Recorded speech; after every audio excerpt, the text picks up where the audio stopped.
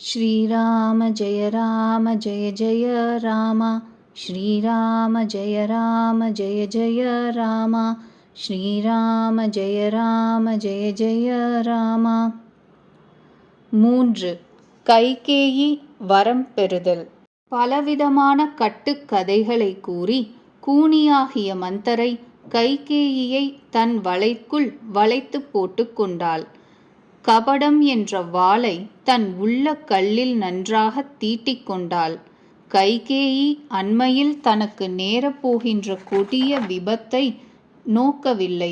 பலியாடு அதன் முன்னே போடப்படும் பசும் புல்லை தின்னுமல்லவா, அதுபோல. மந்தரை பேச்சு கேட்க இனிமைதான், முடிவில் கொடுமையானது. அவள் தேனில் விஷத்தை குழைத்து குடிக்க கொடுக்கிறாள் போலும். தாதி கூறுகிறாள், எஜமானி அம்மா, எனக்கு ஒரு கதை கூறியிருக்கிறாயே, அது நினைவில்லையா? உனக்கு அரசர் 2 வரன்கள் கொடுத்து அவை அரசரிடம் பொறுப்பில் உள்ளன. அவற்றை இன்று அரசரிடம் பெற்று உள்ளத்தை குளிரச் செய்து கொள். மகனுக்கு ராஜ்யத்தையும் ராமனுக்கு வனவாசத்தையும் கேட்டுக்கொள். சக்கலத்தியின் ஆனந்தத்தையெல்லாம் நீ பிடுங்கிக்கொள். ராமன் மீது ஆணை அரசர் வைப்பார். அப்பொழுது வரன்களை கேள், பிறகு பேச்சு மாற முடியாது. இன்று இரவு இதை நழுவ விட்டுவிட்டால் காரியம் முற்றிலும் கெட்டுவிடும். என் சொல்லை மனதிற்குள் இனிதென்று கொள். படுபாவி மந்தரை மிக கொடிய தாக்குதல் நடத்திவிட்டு கூறுகிறாள், கோப மாளிகைக்குச் செல். செய்வதையெல்லாம் விழிப்புடன் கவனமாக செய். அரசரை உடனே நம்பிவிடாதே. கூனியை ராணி உயிரே போல் பிரியமானவளாக மதித்து மீண்டும் மீண்டும் அவளுடைய மதி நலன்களை கொண்டாடி கூறினாள், உனக்கு ஈடாக எனக்கு உலகில் வேறு யாரும் ஹிதம் செய்பவரே இல்லை. வெள்ளத்தில் அடித்து கொண்டு போகப்படுகின்ற எனக்கு பிடிக்கொம்பாய் நீ நின்றாய். நாளைக்கு எனக்கு விதி என் மனோரதத்தை நிறைவேற்றிவிட்டால் தோழி, நான் உன்னை கண்ணின் மணியாக போற்றுவேன். இவ்விதம் தாதிக்கு பலவிதம் ஆதரவு கூறி கைகேயி கோப அறைக்குச் சென்றாள். கலகம் என்ற விபத்து விதை, தாதி அதற்கு மழைக்காலம். கைகேயின் கெட்டுப்போன புத்தி அதற்கு விளைநிலம். அதற்கு கபடமே நீர். அதை பெற்று ஒரு முளை கிளம்பிவிட்டது. 2 வரன்களும் அந்த முளைக்கு 2 இலைகள். துன்பம் பழமாக பழுக்கப் போகிறது. கைகேயி கோபத்திற்குரிய அடையாளங்களை ஏற்படுத்தி கொண்டு கோப அறையில் சென்று படுத்தாள். ராஜ்யத்தையே ஆண்டு வந்த அவள் கெட்ட புத்தியினால் பாழாய் போனாள். அரண்மனையிலும் நகரத்திலும் ஒரே கோலாகலம். இந்த சூழ்ச்சி பற்றி எவரும் அறியவில்லை. பேரானந்தத்தில் திளைக்கும் நகரத்தின் ஆண் பெண்கள் அனைவரும் மங்கள கோலம் பூண்டனர். ஒருத்தி உள்ளே போகிறாள், ஒருவன் வெளியே வருகிறான். அரண்மனையில் ஒரே கூட்டம். ராமனுடைய இளம் வயது நண்பர்கள் பட்டாபிஷேக செய்தி கேட்டு உள்ளம் பூரிக்கின்றனர். அவர்கள் 10-5 பேர்களாக கூடி ராமனிடம் செல்கின்றனர். அவர்களுடைய அன்பை புரிந்து கொண்டு பிரபு அவர்களை நலம் விசாரிக்கிறார். தன் பிரிய நண்பர் ராமன் அனுமதி பெற்று வீடு திரும்பும் பொழுது தமக்குள் ராமன் பெருமை கூறிக்கொள்கிறார்கள். உலகில் ராமனுக்கு ஈடாக பண்புக்கும் பரிவுக்கும் எடுத்துக்காட்டாக யார் இருக்கிறார்கள்? பகவான் நமக்கு இந்த அருள் புரிந்தாலே போதும். நாம் நம்முடைய வினை காரணமாக சுற்றி கொண்டே எந்த பிறவி பெறுகிறோமோ ஆங்காங்கே நாம் இவருக்கு சேவகன். சீதாபதி ராமனே நமக்கு ஆண்டவன். இப்படியாக நமது பிறவி முழுதும் கடைசி வரை இவ்வாறே நடந்தால் போதும். நகரத்தில் எல்லோருக்கும் இதே ஆசைதான். ஆனால் கைகேயி உள்ளத்தில் ஒரே கொந்தளிப்பு. கெட்ட சேர்க்கையினால் யார்தான் நாசமாகவில்லை? அற்பனின் அறிவுரைக்கு அகப்பட்டு நடப்பதில் ஒரு புத்திசாலித்தனமும் இல்லை. ஆட்படுவது மதி யூகம் அல்ல. மாலை நேரத்தில் தசரத மன்னர் ஆனந்தமாக கைகேயியின் அந்தப்புரத்தில் பிரவேசித்தார். உருவெடுத்த அன்பே கொடுமையின் அருகே சென்றது போலும். கோப அறை என்று சொல் கேட்டதும் அரசர் கூசி குறுகினார்.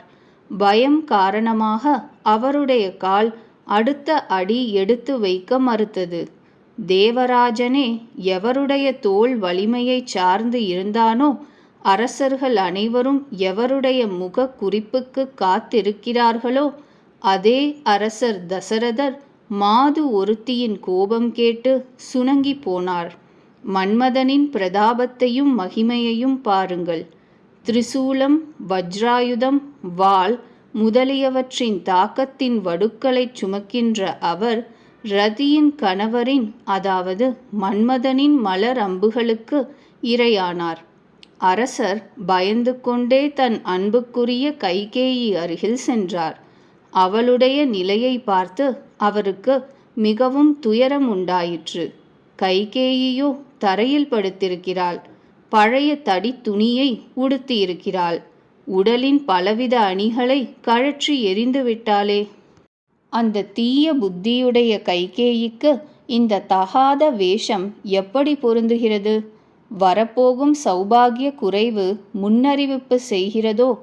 அரசர் அவள் அருகே சென்று இனிய மொழி பேசினார்.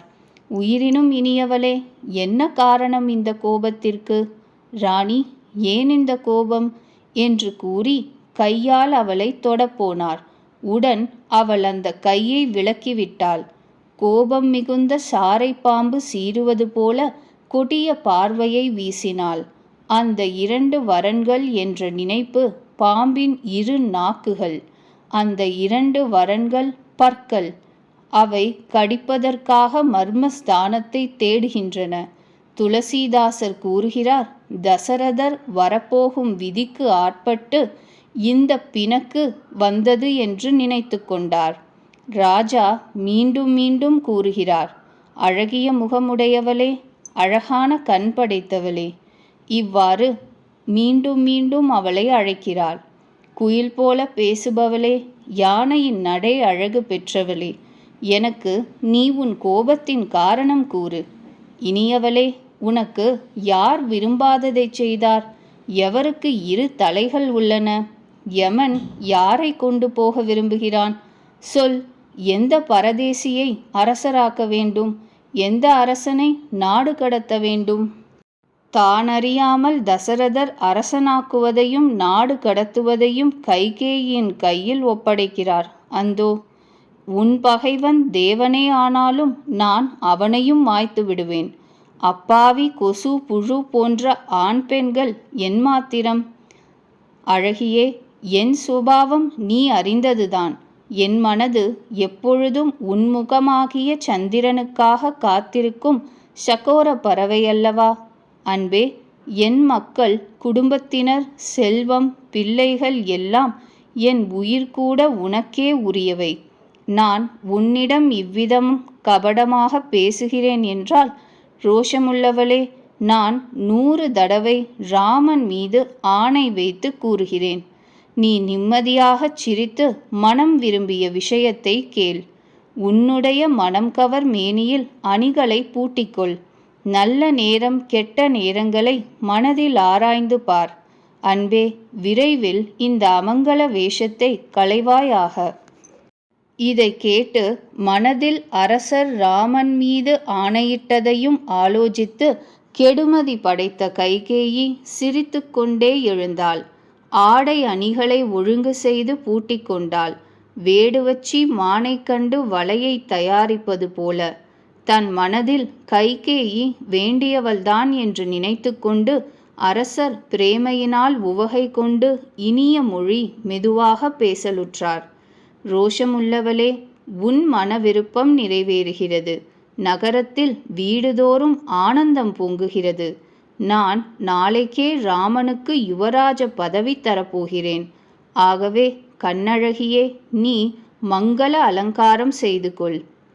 இதை கேட்ட உடனேயே அவளுடைய கொடிய உள்ளம் பதைத்தது. உடல் மச்சத்தை ரோமத்தினால் அறுத்தது போல.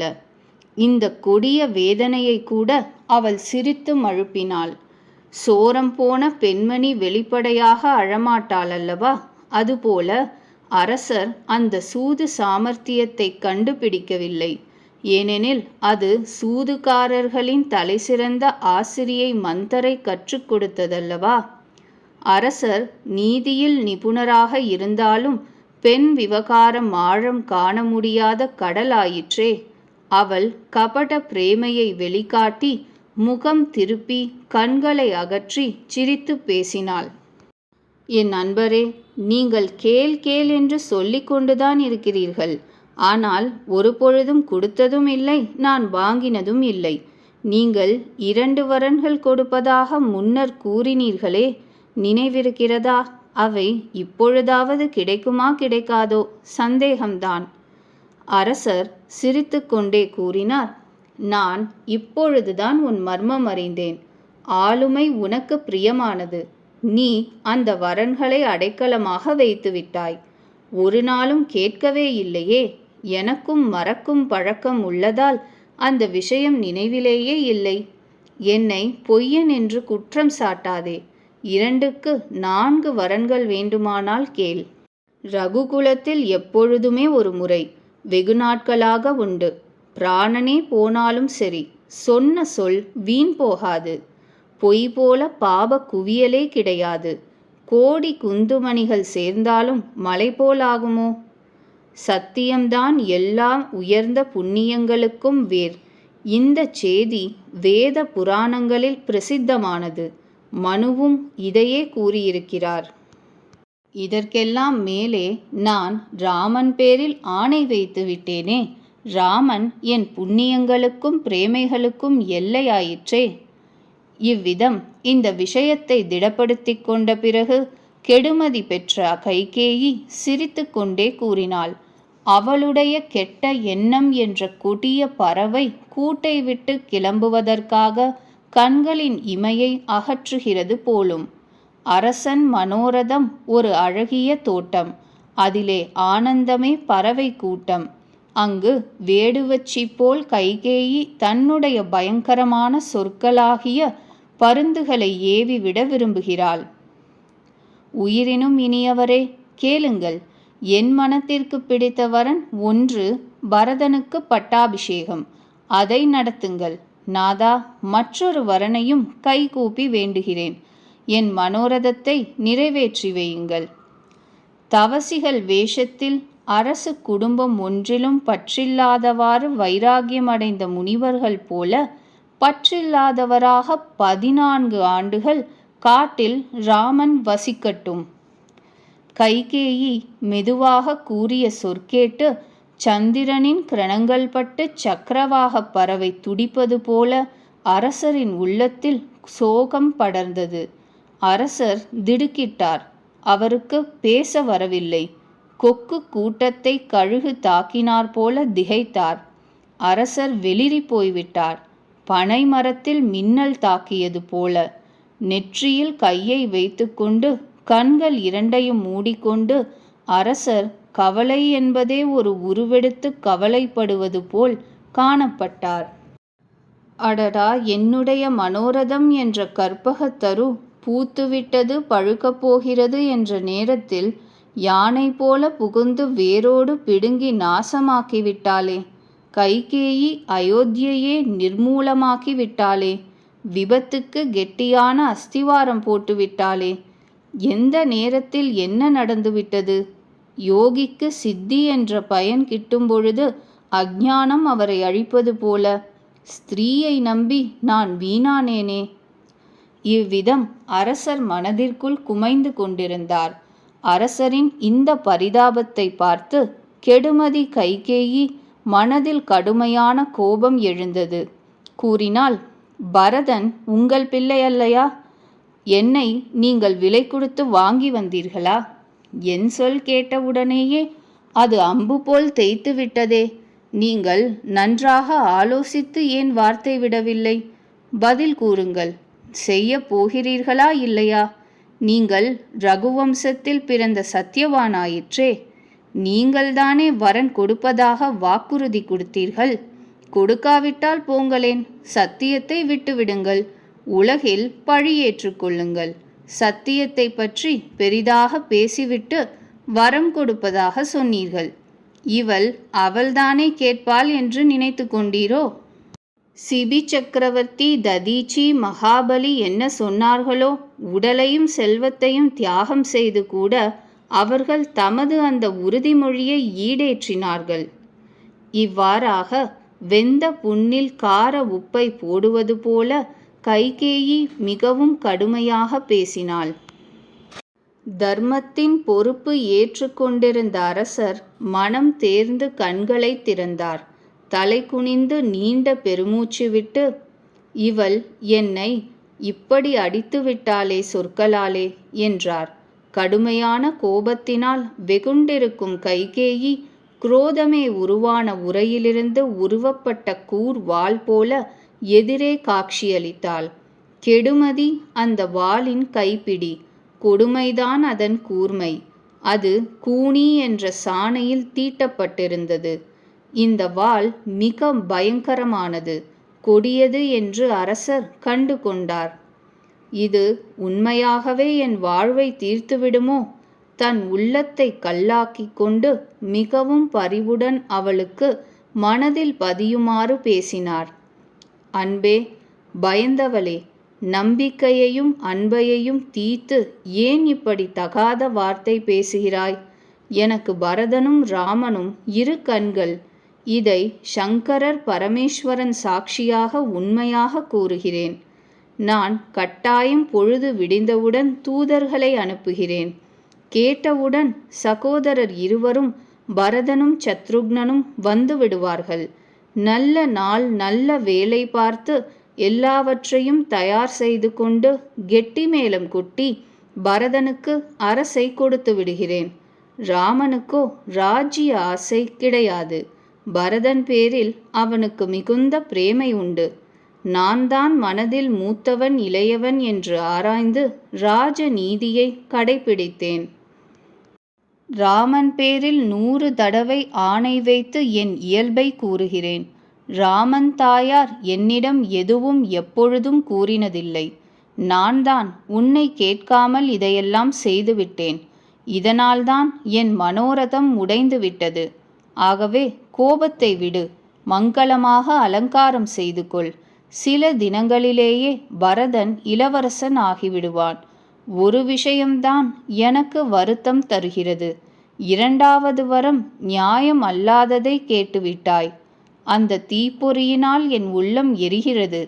வேடிக்கையாகவோ கோபத்தினாலோ அல்லது உண்மையாகவேயா கேட்டாய்?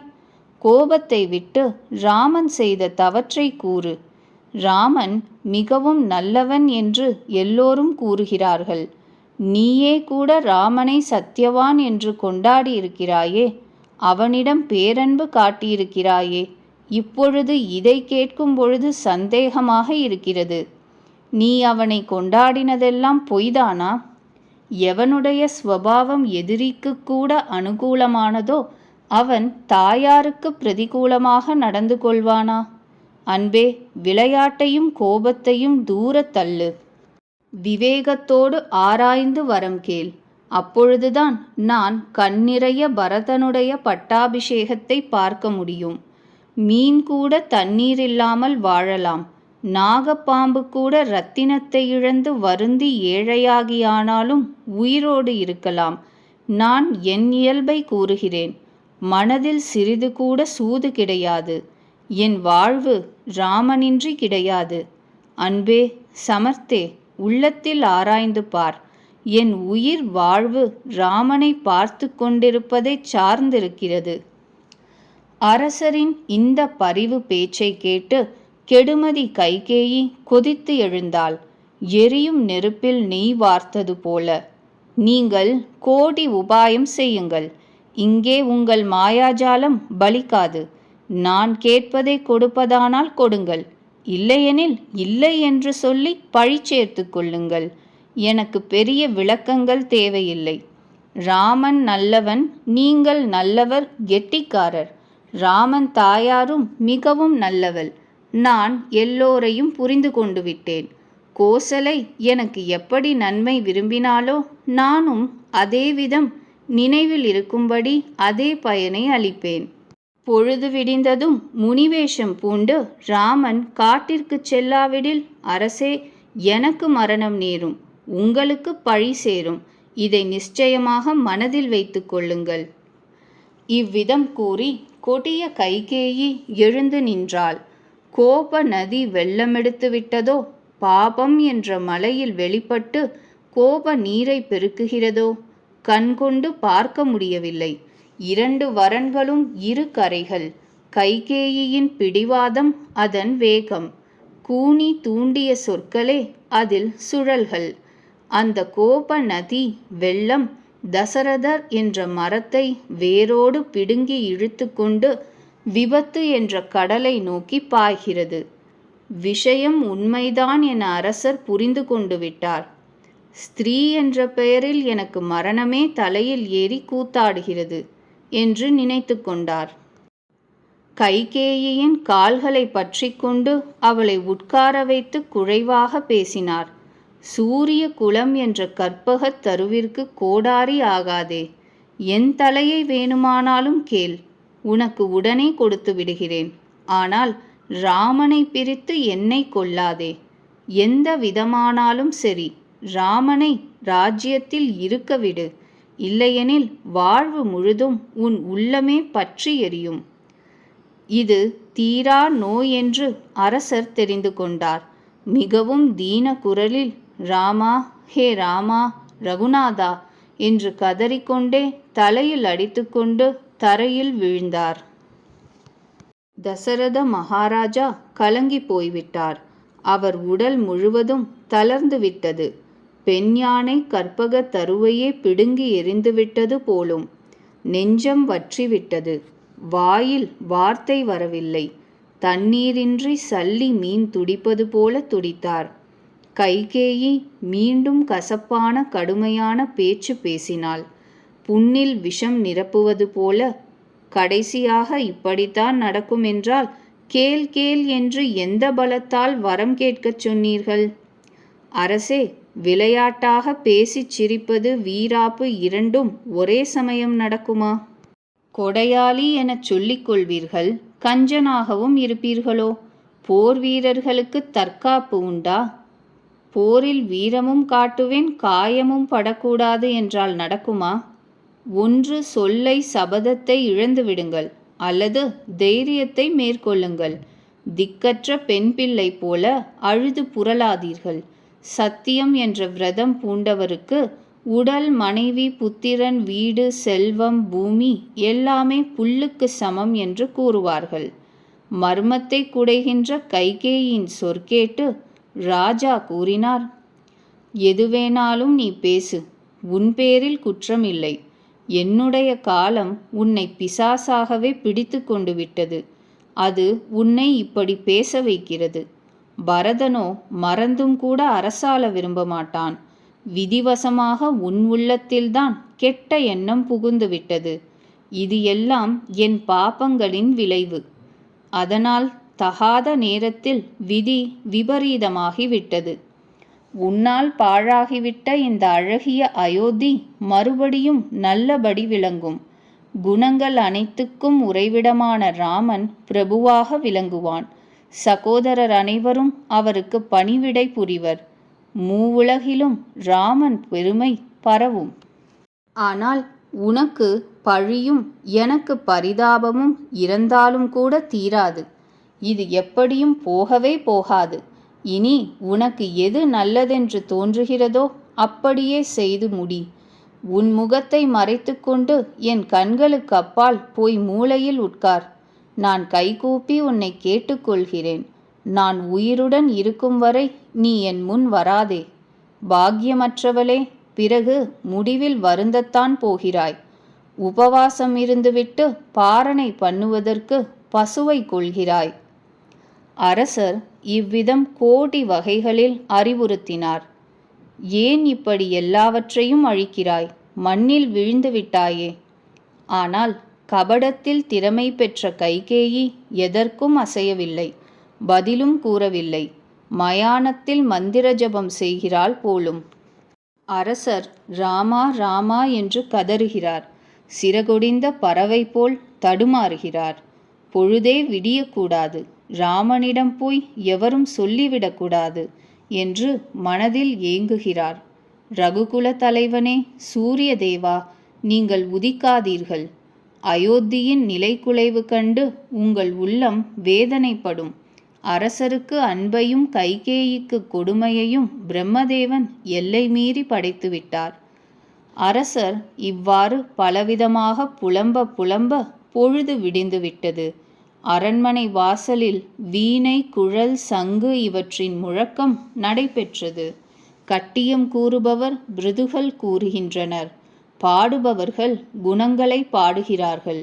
இவைகளை கேட்கும் அரசருக்கு அவை அம்பு போல் மனதில் தேய்க்கின்றன. கணவனுடன் உடன்கட்டை ஏறப்போகும் மனைவிக்கு ஆபரணங்கள் எப்படி பிடிக்கும்? இந்த மங்கள காரியங்கள் அரசருக்கு எப்படி மனதிற்கு உகப்பாகும்? ராமனுடைய தரிசனம் என்ற ஆவலால், உற்சாகத்தால் அந்த இரவில் ஒருவருக்கும் தூக்கம் வரவில்லை. அரண்மனை வாயிலில் மந்திரிகளும் பணியாட்களும் கூடிவிட்டனர். அரசர் ஏன் இன்னும் விழிக்கவில்லை? சூரியனும் உதித்துவிட்டாரே, என்ன காரணம்? தனிப்பட்ட காரணம் ஏதேனும் உள்ளதோ என்று திகைத்து குழம்பினர்.